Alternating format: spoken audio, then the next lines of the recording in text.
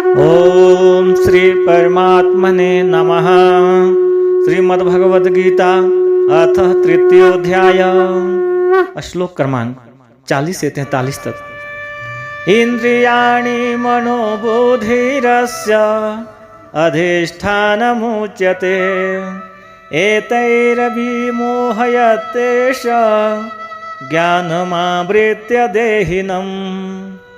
श्री कृष्ण अर्जुन को समझा रहे हैं कि इंद्रिय, मन और बुद्धि ये सब इसके घर कहे जाते हैं। ये काम इन मन, बुद्धि और इंद्रियों के द्वारा ही ज्ञान को कवर करके जीवात्मा को मोहित करता है।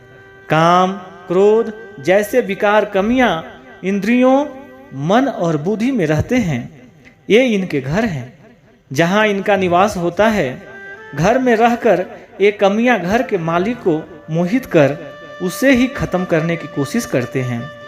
कुछ अच्छा देख मन में लालच जागता है और काम पूरा न होने पर क्रोध आता है।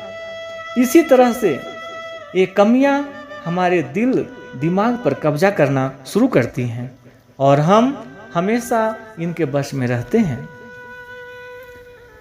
तस्मात् त्वमि इंद्रियाण् यादो नियम्य भरतर्षभ पापमानं प्रजह्येनं ज्ञान विज्ञान नाशनम्। हे अर्जुन, तू पहले इंद्रियों को संयमित कर इस ज्ञान और विज्ञान का नाश करने वाले महान पापी काम को अवश्य ही बलपूर्वक मार डाल। कृष्ण अर्जुन को सलाह देते हैं कि इससे पहले काम, क्रोध जैसे शत्रु तुझ पर कब्जा करे, तू अपनी इंद्रियों को बस में करके अपने काम, क्रोध को मार दे। ये काम और क्रोध ही हैं जो हमारे अंदर मौजूद ज्ञान को खत्म कर उसमें शंका करते हैं, हमारे रास्ते में रोड़ा पड़ते हैं। कितनी ही बार आपके साथ भी होता होगा कि कोई जरूरी काम करते हुए आराम करने का मन करता होगा। बस यही वो समय होता है भक्तों, जब आपका अपने इंद्रियों को बस में करना होता है। इंद्रियाणि पराणयाहुर इंद्रिये भयः परं मनः मनसस्तु परा बुद्धिर यो बुधे परतयस्तुषः। इंद्रियों को स्थूल शरीर से बेहतर, बलवान और सूक्ष्म कहते हैं। इन इंद्रियों से बेहतर मन है, मन से भी बेहतर बुद्धि है और बुद्धि से भी बड़ा है वो आत्मा है। भगवान श्री कृष्ण कहते हैं कि हमारे शरीर से श्रेष्ठ हमारी इंद्रियां हैं। सही बात है कि किसी भी शरीर को उसकी इंद्रियां पल भर में बस में कर लेती हैं, लेकिन इंद्रियों से बड़ा मन है। आप अपने मन से इंद्रियों को कंट्रोल कर सकते हैं और मन से बड़ी बुद्धि है। बहुत गहरी बात है भक्तों, इस बात को ध्यान में रखिएगा।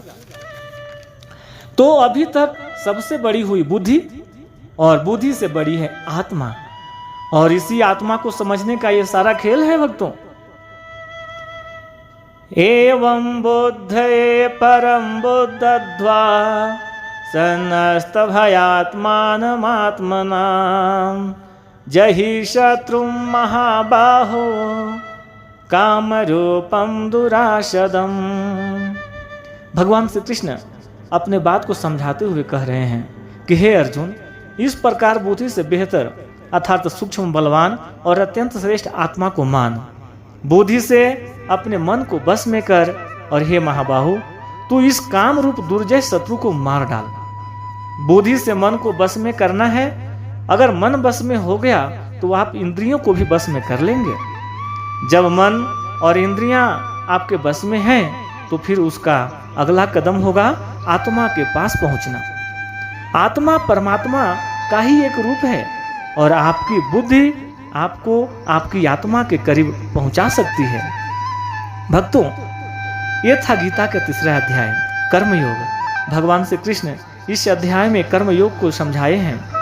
तो आज्ञा दीजिए, फिर चर्चा होगी चतुर्थ अध्याय में। भगवान श्री कृष्ण की कृपा आपके ऊपर, आपके परिवार के ऊपर सदैव बनी रहे। अगर आपको पसंद आया तो कृपया लाइक, शेयर और सब्सक्राइब करें। जय श्री कृष्णा। धन्यवाद।